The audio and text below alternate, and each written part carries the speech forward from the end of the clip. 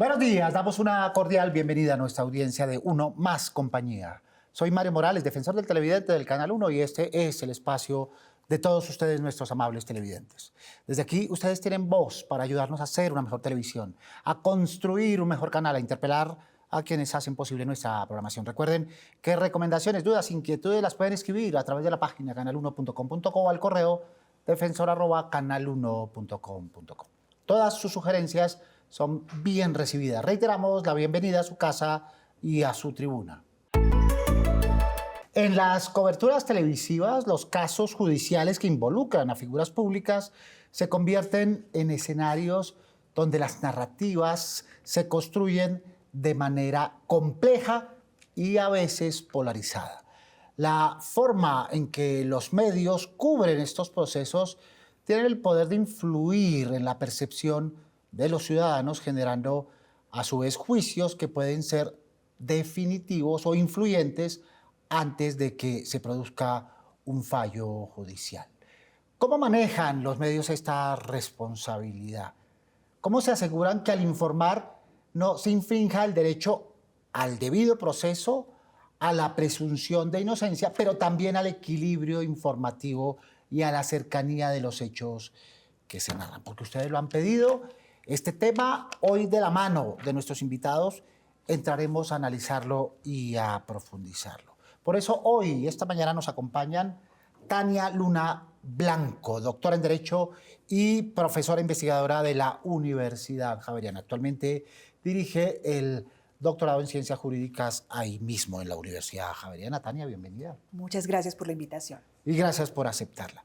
También está con nosotros Natalia Herrera Durán, reportera de investigación del diario El Espectador. Ha cubierto temas judiciales, políticos y de derechos humanos desde 2010. Natalia, bienvenida. Gracias, Mario, por la invitación. Gracias por aceptarla. Y está Miguel Ángel Peñaranda Chala, comunicador social de la Universidad Central, periodista de investigación en Noticias 1. Ha trabajado en diversos medios, El Tiempo, RCN, Todelar, cubriendo temas judiciales y relacionados con derechos humanos. Bienvenido.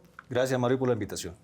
Desde la distancia nos acompaña Juan David Laverde, comunicador social y periodista, magíster en estudios políticos y actualmente colaborador del diario El Espectador, donde trabajó muchos años como editor judicial. Juan David, bienvenido. Buenos días, Mario. Muchas gracias por la invitación. Es un gusto acompañar a la audiencia del Canal 1. Muchas gracias por estar con nosotros. Y están nuestros televidentes que entran a participar y a plantear su perspectiva sobre el tema que ellos mismos nos plantearon. Yo creo que deberíamos tener claro el contexto y primero la realidad social que tiene el país y identificar qué nos vale más a nosotros en la información que recibimos.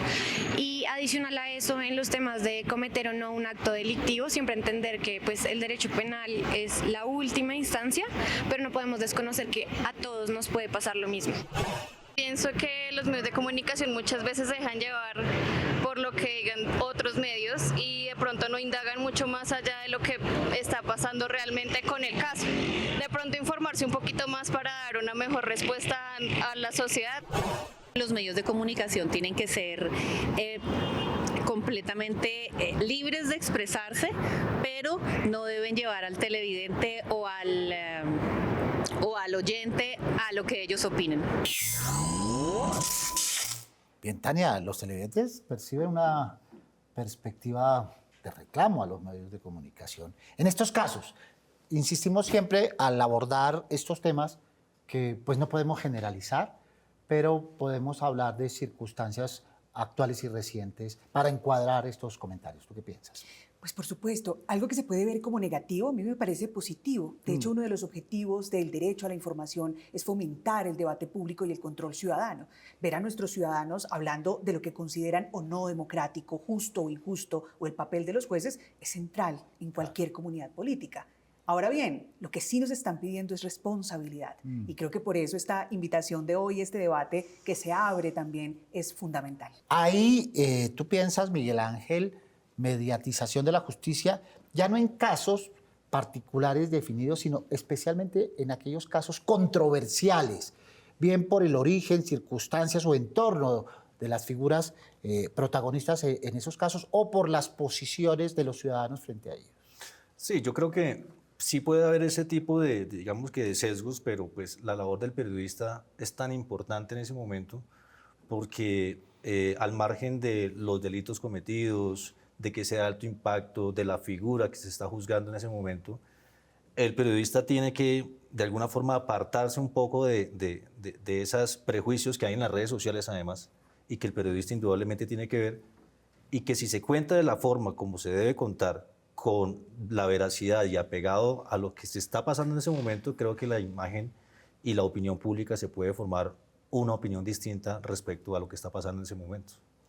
Muy bien, Juan David Laverde, ¿cómo se construyen, a tu modo de ver, estas narrativas mediáticas? ¿E inciden en la percepción de los ciudadanos en torno a los posibles efectos?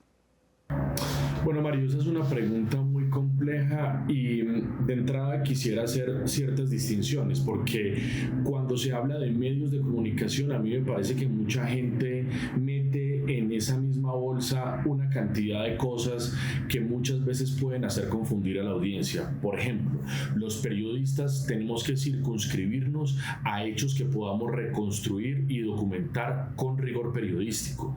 Otra cosa es lo que ocurre, por ejemplo, con los columnistas que hacen opinión y que desde la perspectiva de analizar hechos periodísticos se paran en una orilla y dan opiniones públicas respecto de expedientes judiciales, que es este caso en el que usted me está preguntando, por ejemplo.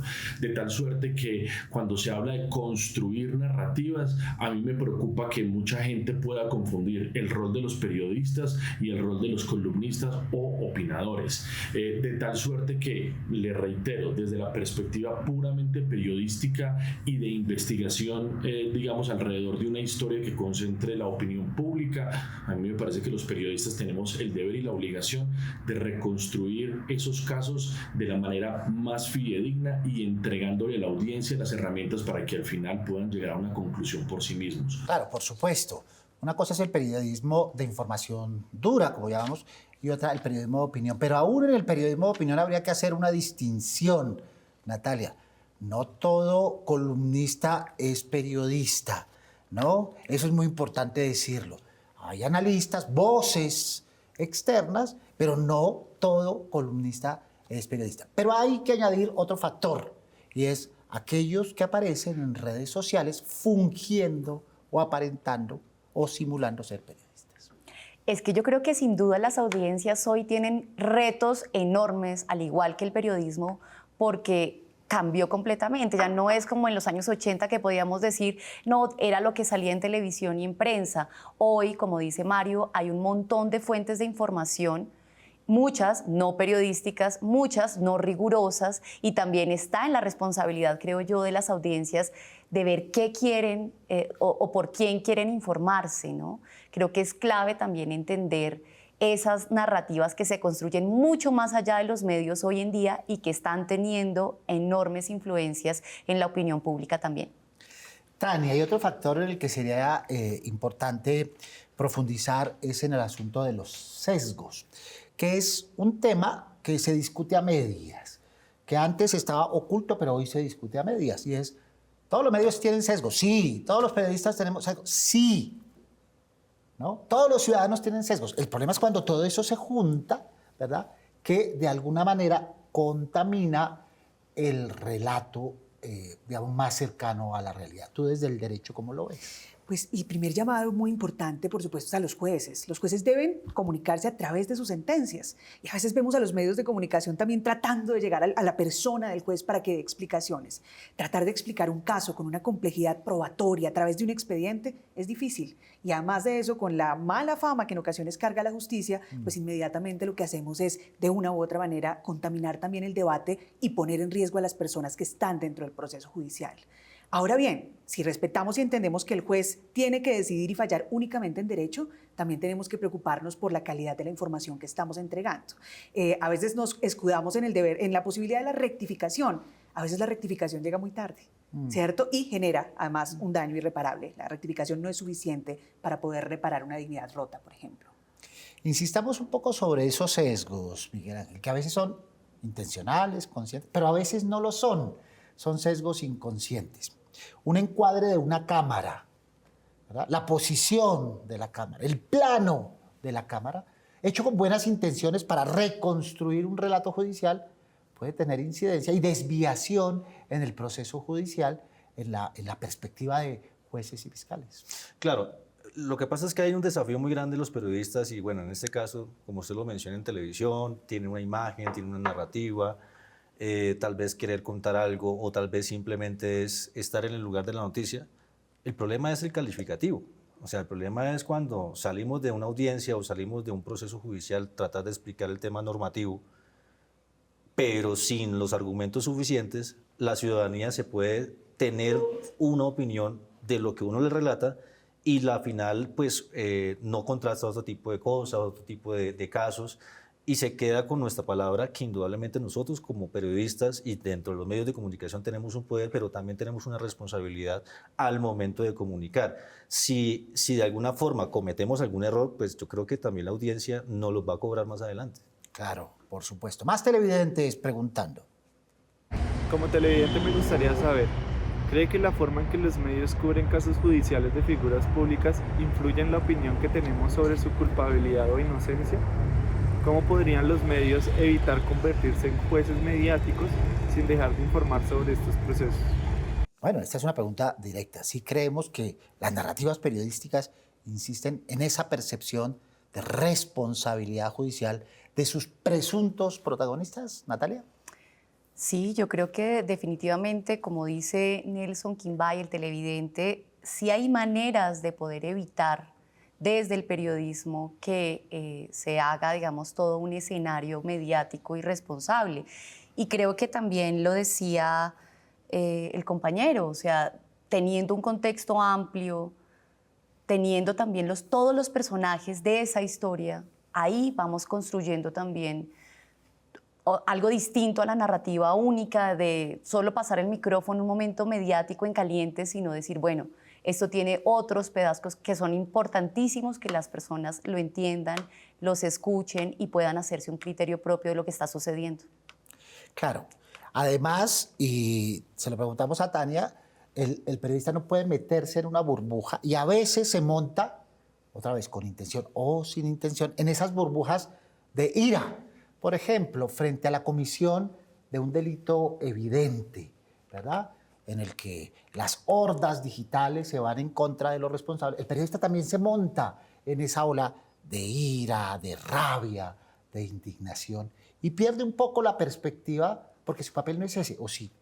Yo creo que es muy importante lo que acabas de decir, las emociones políticas y las emociones ciudadanas nos condicionan, ¿no? Y hay una autora que me encanta, dice, afilan las guillotinas. O sea, nosotros queremos justicia y la queremos mañana mismo, ¿no? Si le preguntamos a la gente por Danedis, por ejemplo, se sorprende, pero si le decimos EPA Colombia, sabemos que detrás de ella hay una historia. Y unas emociones Por detrás. eso, si vamos al 2019 y hacemos un barrido de la prensa, encontramos acá, mejor dicho, que el terrorismo y el hecho de ser mujer influenciadora y dar una lección social era lo exigido a la justicia. Y hoy cuando empezamos a ver el debate empieza a tener otros elementos. ¿Es madre? ¿Realmente era terrorismo? ¿Sí o no? Mucho cuidado con las imágenes que creamos, porque en ocasiones, fijando las pasiones, nos perdemos de base la justicia. Y la repetimos y la repetimos. Tal cual. Me hiciste acordar de una frase del siglo XX, ¿no? Disparen mientras llega la orden, ¿no? Tremendo.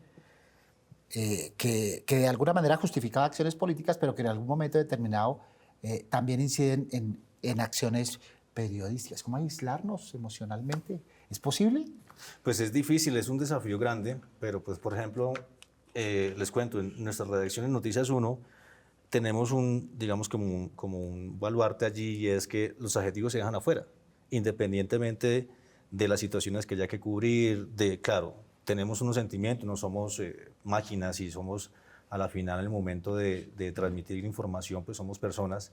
Sin embargo, si nos apegamos, insisto, si nos apegamos en el contexto, en lo que está allí, en lo que podemos explicarle a los televidentes, en el caso de la televisión, la noticia como tal, por qué se dio eso, cuál es la normatividad.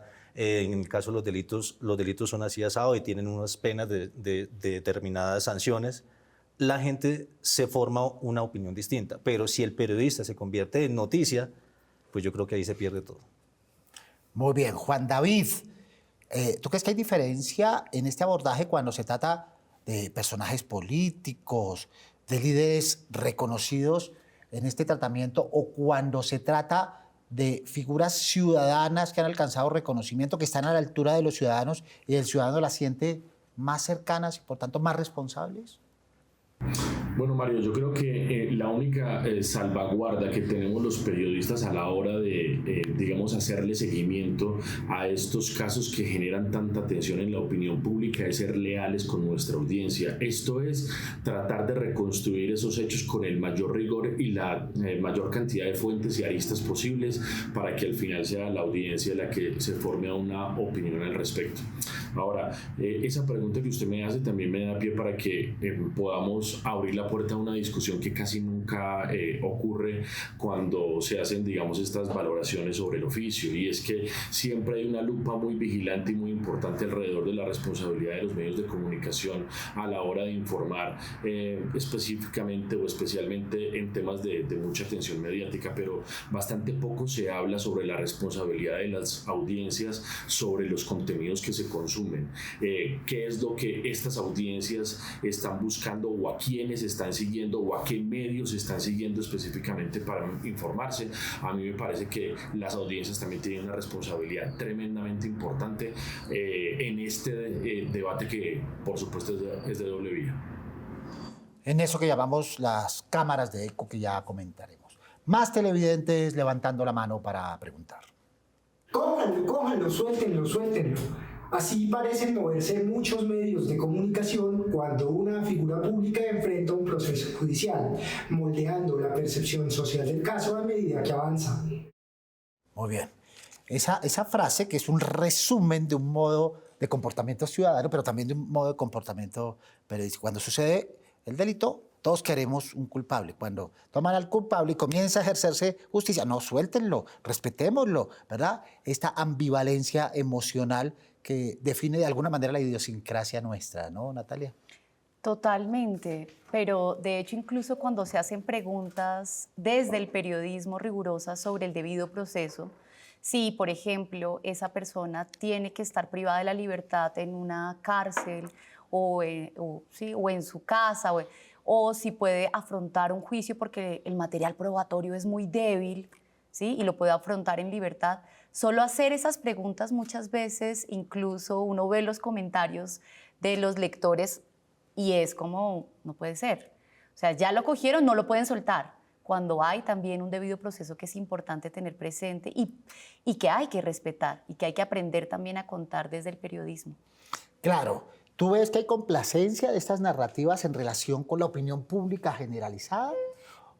¿Tú crees que va por ese lado? Yo creo que es un tema de responsabilidad que nos convoca a todos al interior del Estado. Entonces uno dice, bueno, pero nuestras audiencias deben ser más responsables, y en la base de eso también está la formación democrática, ¿cierto? El conocimiento que también estamos haciendo del Estado y de nuestra responsabilidad como ciudadanos en un mundo que nos cambió. La información casi que compite con la luz en su viaje, ¿no? Claro. Y, mejor dicho, los videos que ustedes producen se reproducen por otras personas, incluso de manera fragmentada, etcétera, ¿no? Nuestra información, nuestra concentración ya no es la misma, consumimos en segundos. Bajo esa lógica, hay una pregunta estatal central, ¿cierto? ¿Qué vamos a hacer? Hoy hablamos, por ejemplo, de si podemos hacer, no sé, ciberdelitos, terrorismo digital. El manejo que estamos haciendo cuando abrimos las redes sociales, vemos odio y destrozos a cada paso. Pues bueno, en tiempos de responsabilidad, el llamado a la educación es vital. Y luego, Miguel Ángel, están las tendencias, ¿no?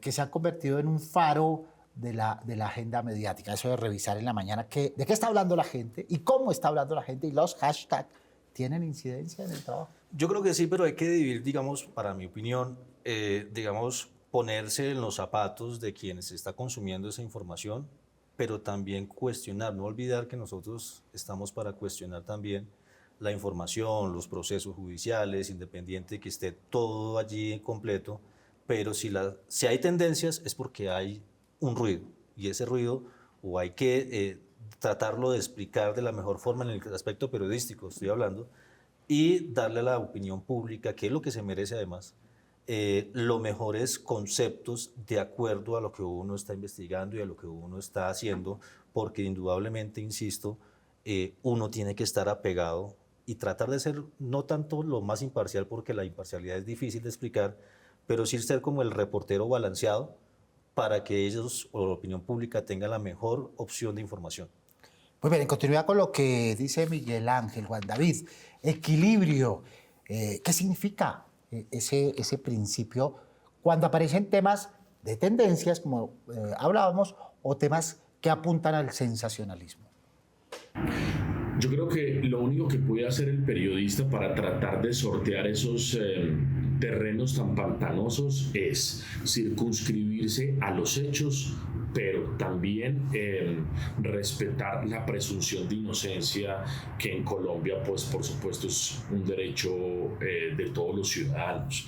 Eso no significa que a medida que un periodista avanza en su investigación periodística alrededor de un personaje o alrededor de un tema y se va llenando de ciertas informaciones que van generándole a él mayores dudas, mayores interrogantes o incluso confirmando algunas certezas, eso no pueda informarse el tiempo. Eso sí, el periodista tiene que, por supuesto, valorar eso en conjunto y saber que una vez publicada la historia, será muy difícil desdecirla si es que el periodista no está absolutamente seguro de lo que informó en su momento, y en eso yo creo que tenemos que ser absolutamente responsables, porque una vez que el escenario judicial o periodístico se vuelve público, las miradas y las lupas de las personas van a recaer de una forma más grave.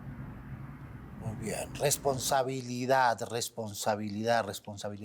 Esa es la palabra y el concepto que más ha aparecido en esta mañana. Recuerden los operadores por los que ustedes pueden sintonizar este y los demás programas del Canal 1.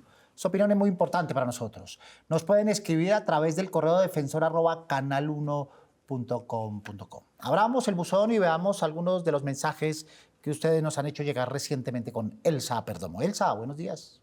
Muy buenos días, Mario, y muy buenos días a todos nuestros televidentes. Así es, estos son sus correos con inquietudes. El primer correo dice: unos años atrás, este canal tenía una excelente variedad de contenido que entretenía al público de todas las edades, pero ahora casi todo el tiempo presentan programas de carácter informativo y magazine. Entiendo que es importante estar informados, no lo estoy descartando, pero me parece que sería muy bueno que otra vez haya una excelente variedad. Nos escribe Jonathan Maluche Díaz. Muy bien, interesante el abordaje que hace nuestro televidente. Pero no todo es información. También hay contenidos que parecen información y son finalmente entretenimiento. Otros televidentes, en cambio, reclaman más noticieros, más espacios de información y más espacios periodísticos. Elsa.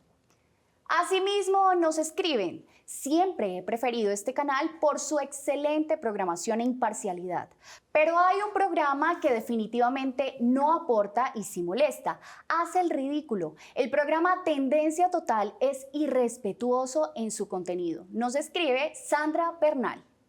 Muy bien, este es un comentario reiterado de audiencias adultas que no comparten ni el tratamiento ni el lenguaje que se aborda, Elsa. Por último, nos escriben: quisiera que volvieran a dar el programa Guerreros Colombia del Canal 1. Era muy bueno, gracias. Nos escribe Andrés Serrano. Hay nostalgia por nuestros televidentes por los realities, que es un género que ha gustado a la audiencia latinoamericana y particularmente este que tiene tanta identidad con nuestro canal. Agradecemos a los televidentes que nos escriben, a Elsa por reportarnos esos mensajes. E invitamos ahora a nuestros televidentes a que propongan al periodismo, a la televisión y a este canal alternativas de solución para cubrimientos adecuados en los temas judiciales que hoy nos ocupan. Escuchemos. que tengan mucho cuidado con los adjetivos que utilizan. La gente es susceptible a sus palabras y muchas veces al describir una situación o describir la persona que comete el hecho, utilizan palabras como pobre, tristes, inocente. Es muy importante darle voz a las personas que de otra manera no la tienen. Adicionalmente, creo que la imparcialidad es indispensable. Constitucionalmente, los medios de comunicación tienen que ser imparciales y tienen que decir la verdad. Considero que hay que tener en cuenta los términos de justicia a nivel penal muy claros, es decir, hablar de robo en vez de hurto o hablar de asesinato en vez de homicidio puede llegar a tergiversar un poco la información. Muy bien, esa es la perspectiva de nuestros televidentes que ya comentaremos. ¿Qué serían propuestas ineludibles para el periodismo, para la televisión, Natalia? Ineludible también ser muy riguroso con la información que se transmite, preguntar y verificar cada hecho, aunque entiendo que en tiempo real no es tan fácil, pero apegarse a lo que se puede verificar y sobre todo consultar a todos los implicados de una historia, porque también ahí está la clave para respetar el debido proceso. Verificar es muy clave. Natalia, muchas gracias. Gracias a ti, Mario, por la invitación. Muchas gracias por aceptarla. Natalia Herrera Durán, reportera de investigación del periódico El Espectador en temas judiciales. Tania, ¿solo el periodismo u otras narrativas televisivas caben en tus conclusiones? Todo lo que se pueda entender como información y que se transmita por cualquier medio, ¿cierto? Bajo esa misma lógica, el deber de información genera, como lo hemos dicho, hasta el cansancio, responsabilidad. Y yo haría un llamado entonces a entender básicamente que quien ejerza esa comunicación entienda que detrás de cada historia hay un ser humano que puede ser deshumanizado y un proceso judicial que puede ser desnaturalizado. Bajo esa misma lógica es importante, es vital empezar a parar también las cadenas de violencia, qué ser humano está detrás, qué estereotipos también están rodeando la noticia y cómo somos responsables no solo de lo que producimos, sino también de lo que consumimos. Parar la violencia creo que es clave en cualquier escenario de comunicación. Tania, muchas gracias. Esto pagué. A ustedes por la invitación. Tania Luna Blanco, doctora en Derecho y profesora investigadora de la Universidad Javeriana. ¿Qué conclusiones, qué recomendaciones, Juan David? Las audiencias tienen un deber. Por supuesto que los periodistas tenemos un deber y una obligación en informar bien, en informar con rigor y en informar bien y además rápido. Conciliar todo eso a veces no es fácil, pero yo creo que muchos lo intentamos. Pero también las audiencias tienen un deber a la hora de informarse. Usted no le puede entregar, el patrimonio de lo que usted necesita saber para entender mejor el mundo a cualquier influencer por ahí que dice ser periodista. Bien, Juan David, muchas gracias por tus luces. Bueno, muchas gracias, Mario, por esta invitación y un placer haber estado acá con los televidentes del canal. Muy bien, Miguel Ángel, conclusiones, tareas que nos propones. Yo creo que una de las tareas más importantes para el periodismo, pues en esencia es definitivamente confrontar las fuentes, hacer la investigación que debe hacer rigurosamente un periodista frente a un hecho, a un suceso, para entregar la mejor información a la ciudadanía y a los televidentes. Indudablemente hay que darles este consejo y es mirar todo tipo de información. Tenemos un peligro y es con el tema de la inteligencia artificial, de las redes sociales, que nos dan información de pronto no cierta, pero es muy importante que miren los distintos medios de comunicación y que así se forme una opinión distinta de lo que esté pasando en el mundo.